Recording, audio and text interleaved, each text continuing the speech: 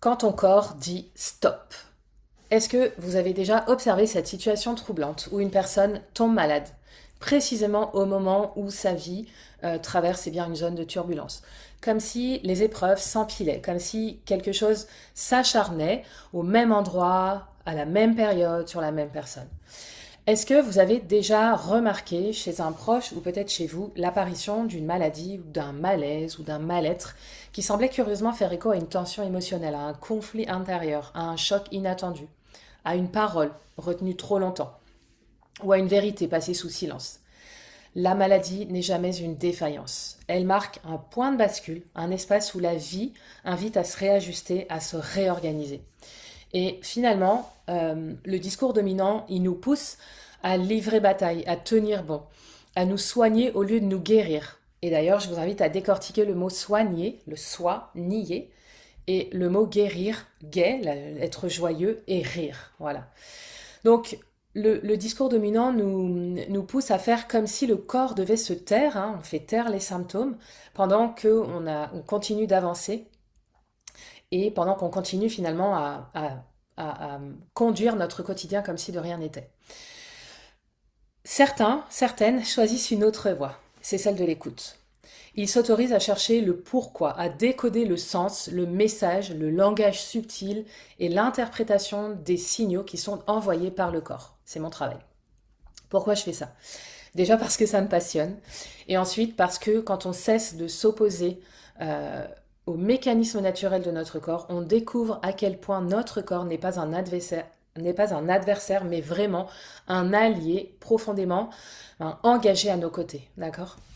Je vais vous parler de moi quelques instants pour vous illustrer ce que je dis. Je vous donne mon exemple. Donc, il y a quelques années, j'ai subitement perdu l'usage de ma main droite. J'ai eu des douleurs telles que la neurologue m'a conseillé une opération urgente de la main, qui a été confirmée par le chirurgien de la main, que j'ai vu 3 jours après, en urgence aussi. Il avait rarement vu ça en 20 ans de carrière. Alors qu'est-ce qu'il s'est passé pour moi? Mon corps a tout simplement fait en sorte que je ne puisse plus travailler. Je travaillais essentiellement sur l'ordinateur, donc je détestais mon job, mon lieu de travail, mon équipe, ma boss. C'était un calvaire.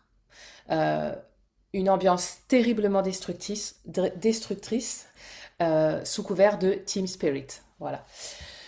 J'étais tellement malheureuse au beurre du burn-out que mon corps m'a juste obligée à arrêter ce que je n'aurais jamais osé faire.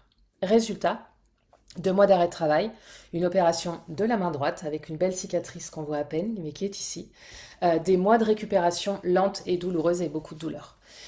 Mais ce qui s'est passé cet été-là, c'est une énorme prise de conscience, une massive prise de conscience. La maladie ne surgit jamais par hasard. Elle transporte un message qu'on met de côté parfois, un appel qu'on a laissé sans réponse et qui ne demande quoi qu'à être reconnu. Bref, euh, tout ça m'a amené lentement à une profonde introspection. Et puis, j'ai pris ensuite la décision de me former et de quitter mon job de salarié pour m'installer en tant qu'indépendante. C'est donc vraiment, et c'est pour ça que je vous partage ça, grâce à cet épisode que j'ai transformé ma vie, toute ma vie. J'ai compris à cet instant-là que le corps ne se retourne jamais contre nous, il œuvre pour nous.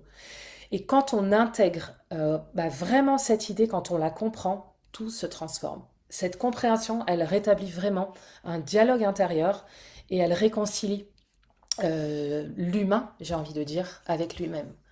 Donc si toi aussi cette vidéo te parle ou si tu as vécu quelque chose de similaire, tu peux le partager en commentaire, tu peux liker cette vidéo, tu peux la partager à quelqu'un à qui ça pourrait aussi faire sens. Et puis si tu veux me contacter, je mets tous les liens dans la description de cette vidéo. À très bientôt et d'ici là, prends soin de toi, prenez soin de vous.